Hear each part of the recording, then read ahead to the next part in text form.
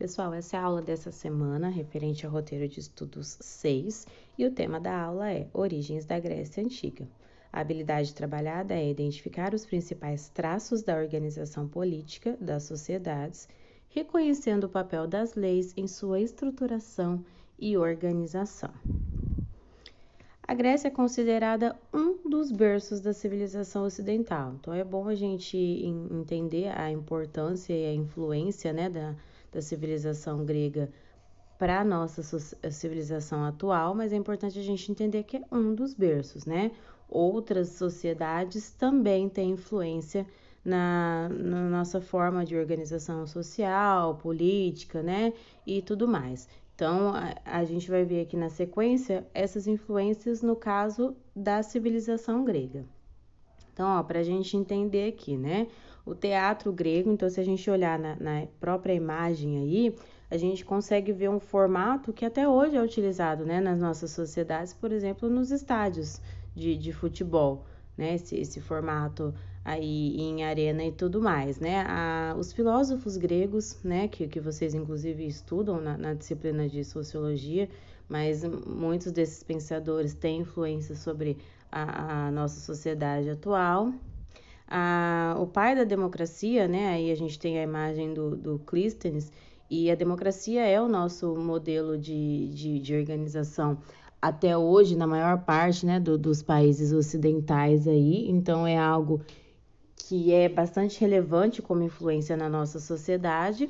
E aí o estádio de Olímpia, né, que é a questão dos esportes e da própria Olimpíada mesmo, que surge lá na Grécia Antiga e que a gente tem isso até hoje, né? Então, mais uma influência aí. Aqui a gente vai dividir, né, a civilização grega aí, então, a periodização para fins didáticos. A gente vai começar a ver isso nessa aula e isso vai ter continuidade em aulas posteriores, né? Então, a gente tem aí primeiro o período pré-homérico, né? Depois o período homérico, o arcaico, o clássico e o helenístico, né? Lembrando que essa divisão, ela é didática, né? Não significa que as coisas dentro da história têm prazo para começar e prazo para terminar. Chegou em determinado dia, acabou o período pré-homérico, agora a gente começa o homérico, né? Na prática, isso não acontece. Essa divisão ela é feita para facilitar a compreensão, né? O estudo do período. Então, começando aí pela civilização cretense, né? Onde? Na ilha de Creta. Quando? Por volta de 2700 antes da Era Comum. Quem? Os nativos e povos oriundos da Ásia, né? Formavam a civilização cretense. Qual a forma de organização social e política, né? Dessa população aí? Aldeias em torno de palácios, que era a moradia do rei e a sua corte, armazém e templo, sendo um dos principais o palácio de Knossos, rei Minos. Atividades econômicas, a agricultura, a pecuária, a pesca e o comércio marítimo, né? E aí o comércio marítimo tem grande importância, porque se a gente está falando de uma ilha, né, cercada aí por água, é o que mais vai se desenvolver aí é o comércio marítimo via mar Mediterrâneo, que fizeram comércio aí com vários povos, incluindo os egípcios. E o declínio, né, se dá aí... Entende-se, né, de acordo com os estudos, que possivelmente por meio de incêndios e destruição de algumas aldeias, e uma outra hipótese é a invasão dos aqueus, né, e conquista de Creta, ou talvez as duas coisas juntos, né, algum evento que acabou por enfraquecer a civilização cretense e favoreceu a invasão aí por parte dos aqueus. E a civilização micênica, né, estava localizada ali no sul da Grécia, por volta de 1400 antes da Era Comum, formada pelos aqueus, a organização social e política, né? Os aqueus assimilaram e reproduziram a organização dos cretenses, mas seus palácios eram fortificados e construídos no alto de colinas. As principais atividades econômicas aí, o comércio marítimo e a metalurgia, voltada aí principalmente para a guerra, né? E o declínio se dá em 1200 antes da Era Comum, a possivelmente destruição dos palácios devido à invasão dos jônios, eólios e dórios.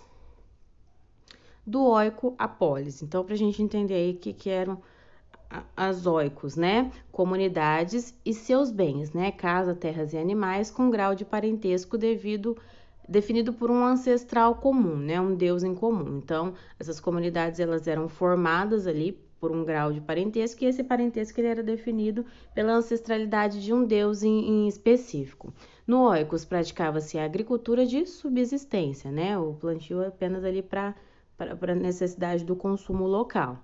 Com o desenvolvimento do Oikos, né, aumento do poder por parte dos líderes, a centralização do poder político na figura do rei, mas esse rei ele tem o apoio de uma assembleia de guerreiros e de outros grupos familiares. E aí a gente tem aí a formação da polis, né, das cidades-estados.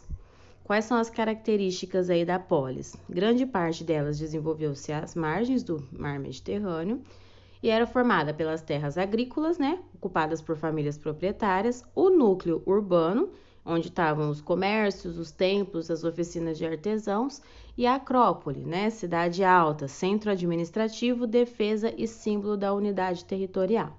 Né? Então, essa é a ideia de polis que se desenvolve a partir daqui. Aí a gente tem aqui a Ilíada, né? O que é a Ilíada? É um texto da literatura universal que narra a famosíssima Guerra de Troia. E aí tem alguns questionamentos, né, em torno dessa história e tudo mais, né? É muito conhecido, né? Como está dizendo aqui, faz parte da literatura universal, mas existem algumas questões em torno da composição, da historicidade e até mesmo da própria autoria, né, por parte do Homero. Então, há questionamentos aí sobre quem escreveu, se realmente narra um fato histórico, né, e todos os questionamentos que a gente sabe que são mais comuns quando a gente fala da história antiga, né. Então, a forma como a gente viu, por exemplo, da pré-história, claro que aqui menos, mas as fontes de acesso e de estudo são mais complicadas do que quando a gente fala de uma história mais recente. Então, há muitos questionamentos, há muitas lacunas em aberto aí que podem ser preenchidas com novas descobertas e tudo mais. Mas aqui a gente vai analisar um trechinho, né? Alguns trechos, na verdade, da obra aí que é atribuída a Homero, a Ilíada, que, como a gente viu, narra aí o episódio da Guerra de Troia, né? Então, ó, no canto 8º, só para a gente entender sobre o que, né? Os deuses retiram-se da batalha. Então, aqui a gente vê muito essa questão da mitologia grega, né? E da crença realmente na influência direta dos deuses nas questões ali da vida cotidiana.